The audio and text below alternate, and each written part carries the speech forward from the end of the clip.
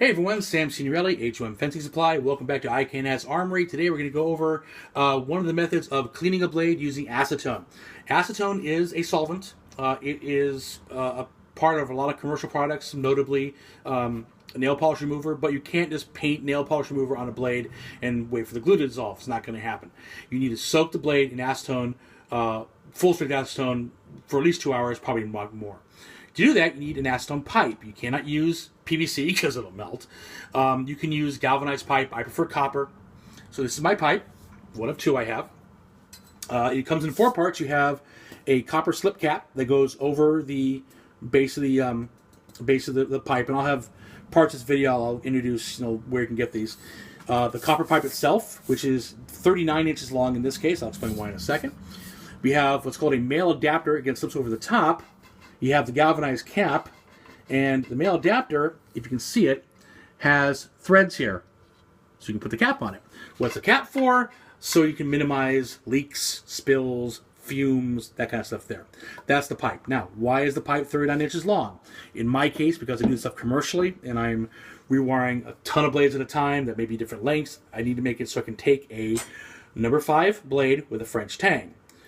This is 41 inches long from the bare tip to the back of the tang, and about that much is going to stick up above the male adapter so I can grab and pull it out.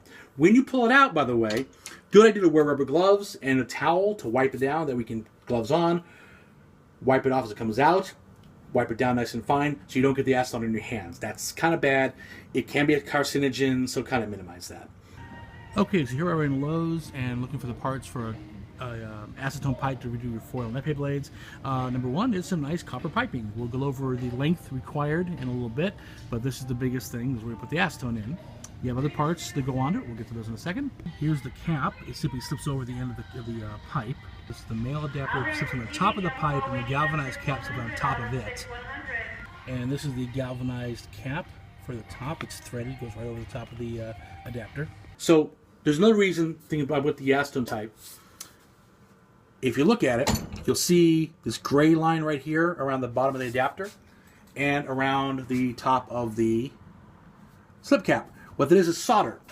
When I made this pipe, I took it to a plumber, and he took the blowtorch and he melted solder around it to seal it up so nothing leaks out. You could use a putty or use a tape. I prefer just to solder it shut. I've had that pipe for about 15 years, never had a leak. I've even dropped it one time, no problem. I have had to swap the acetone out a couple of times over those years.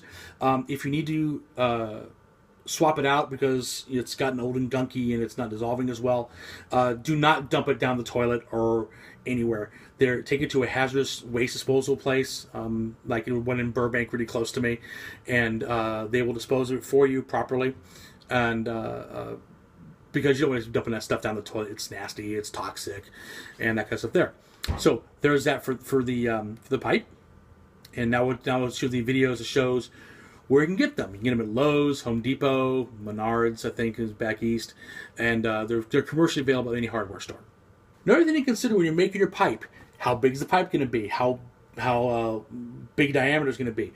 My pipe's an 1.5 inch diameter because I use a lot of stuff. I do a lot of blades commercially when I'm running a lot of armory, so it has to be big so I can take a lot of blades at the same time.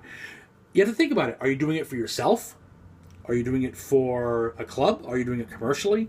That's going to help you decide what size the pipe's going to be. Also, if you're doing multiple blades at one time, it helps to have a way to sort the parts so you don't mix them up. I have a bunch of baggies that are numbered 1 through 12. Here's number 8. In this bag is a cut-off bit of tang from when I cut a French length tang down to a pistol grip. On the other end of this is a coupling nut, otherwise known as an outside hex pommel, that has been scored with 8 hash marks. You can probably guess each one has a different set of hash marks. This goes on the end of the tang, so I can A, reach and pull it out of the tube, and B, know which bag parts go on this blade. Because if I have 12 blades out there, I don't even mix some parts together. I make sure the right one's with the right party. Some people don't like. I want to mix grips up, mix parts up, that kind of stuff there. If I have a French tang, I will simply take the coupling nut off and put on that tang so it serves the same purpose. If I have a number 2 blade, number 2 pistol, this will be down inside the tube a bit. You can grab it with a pair of the Nero pliers or or a pair of forceps or something like that.